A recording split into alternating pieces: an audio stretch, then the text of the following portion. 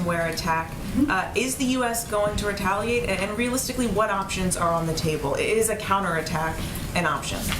Sure. Well, one, let me say, not to get ahead of your line of questioning, but I assume this will be a question. So we do expect this to be one of the issues that the president will discuss with President Putin at the summit. That will be 2 weeks from today, if my calendar is correct in my mind. And in terms of considerations, we're not taking any options off the table in terms of how we may respond. But of course, there's an internal policy review process to consider that. We're in direct touch with the Russians as well to convey our concerns about these reports. You mentioned the meeting. When it comes to this issue, what does success look like at that discussion? I mean, what are you looking to accomplish when the president walks away from that table when it comes to cybersecurity?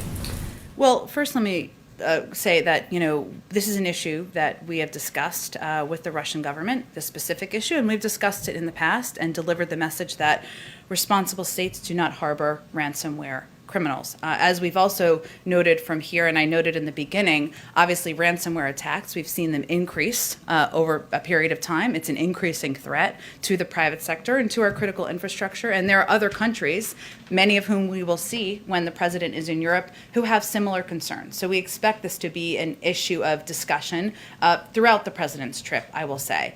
In terms of what success looks like coming out of the summit, I can't predict that at this point in time, but I can convey to you that this will certainly be a topic of discussion, that harboring criminal entities that are intending to do harm, that are doing harm to the critical infrastructure in the United States is not acceptable. We're not going to stand by that. We will raise that, and we are not going to take options off the table. And in those conversations with the Russian government so far, do you get a sense that they are taking this seriously? Are they going to be taking steps to try and stop these bad actors?